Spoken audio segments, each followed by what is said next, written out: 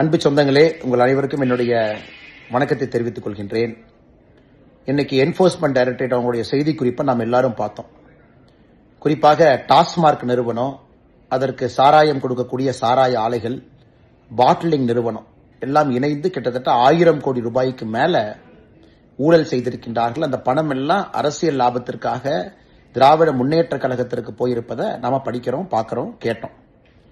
அன்பு சொந்தங்களே, நம்ம கடந்த 10 நாட்களாகவே திமுக எதற்காக பல பிரச்சனைகளை எடுத்தாங்க, இன்னைக்கு எதற்காக ரூபாய் நோட்டு பிரச்சனை எடுத்தாங்க, எல்லாமே தெளிவா தெரியும்.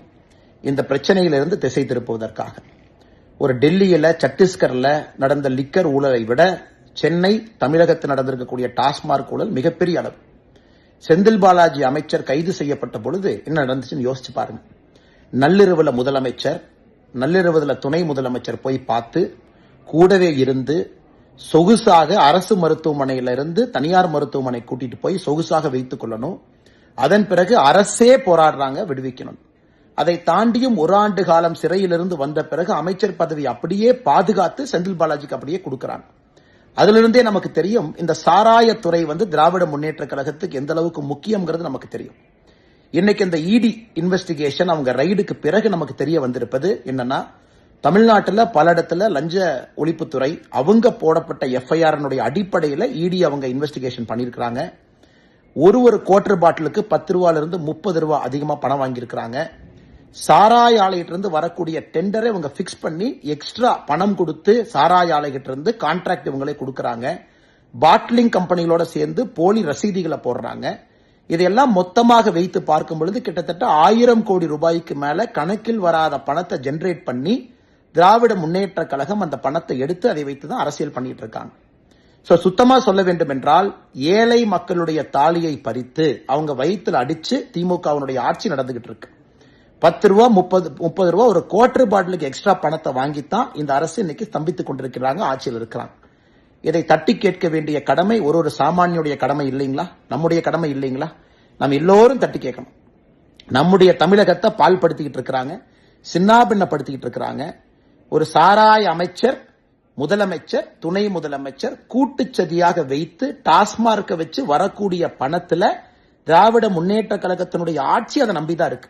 2026 தேர்தலும் டாஸ்மார்க் நம்பிதான் இருக்கு. இதையெல்லாம் நாம் தட்டி கேட்கணும். தமிழ்நாட்டை காப்பாத்தணுங்க, மதுவினுடைய கோரப்பிடியிலிருந்து காப்பாற்றணும், லஞ்சத்து பிடியிலிருந்து காப்பாற்றணும். அதனால்தான் பாரதிய ஜனதா கட்சி உங்களை நாங்கள் அழைக்கிறோம். பொதுமக்களை, அன்பு சொந்தங்களை, சகோதர சகோதரிகளை, பெரியோர்களை, தாய்மார்களை வர்ற திங்கட்கிழமை அன்னைக்கு 17ஆம் தேதி காலையில 11 மணிக்கு டாஸ்மார்க்கினுடைய தலைமை அலுவலகம் எக்மோர்ல தாளமுத்து நடராஜன் ரோட்ல இருக்கு. அதை முற்றுகை செய்யறோம். டாஸ்மார்க்கை முற்றுகை செய்வது மட்டும் இல்லாம தொடர்ச்சியாக அந்த போராட்டத்திற்கு பிறகு தமிழ்நாட்டில் இருக்கக்கூடிய ஒரு டாஸ்மார்க் கடையும் முற்றுகை செய்ய போறோம். அரசு பதில் சொல்லணும், தப்பு செஞ்சவங்க உள்ள போகணும்.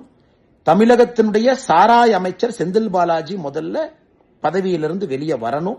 அந்த பதவியில் இருப்பதற்கு எந்த விதமான அருகதை அவருக்கு இல்ல. தமிழகத்தினுடைய முதலமைச்சரே பதவி விலக வேண்டிய கேஸ் அது. 1000 கோடி ரூபாய் ஊழல் இந்த அளவுக்கு நடந்திருக்கு. இவ்வளவு கஷ்டப்பட்டு அவரை காப்பாத்தி இருக்காரு, உள்ள உட்கார வச்சிருக்காருன்னா தமிழகத்தினுடைய முதலமைச்சரே பதவி விலக வேண்டிய ஒரு சப்ஜெக்ட். அதனால் அன்பு சொந்தங்களே, பாரதிய ஜனதா கட்சியினுடைய போராட்டத்தில் நீங்கள் பங்கு பெற வேண்டும் என்று அன்போடு உங்களை அழைக்கிறோம்.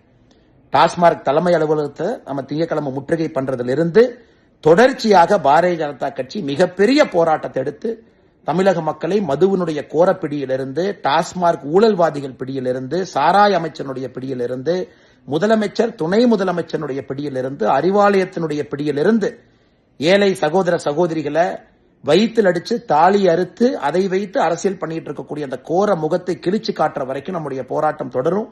அதனால் உங்கள்கிட்ட என்னுடைய அன்பான வேண்டுகோள், எல்லாரும் 17ஆம் தேதி இந்த போராட்டத்தில் சென்னையில எக்மோர்ல பங்கேறுங்க. ஒரு பெரிய புரட்சி ஏற்படுத்தி தமிழகத்தை அந்த கோரப்பிடியிலிருந்து வெளியே கொண்டு வருவோம். நன்றி. செய்திகளை உடனுக்குடன் தெரிந்து கொள்ள உடனே சப்ஸ்கிரைப் பண்ணுங்க.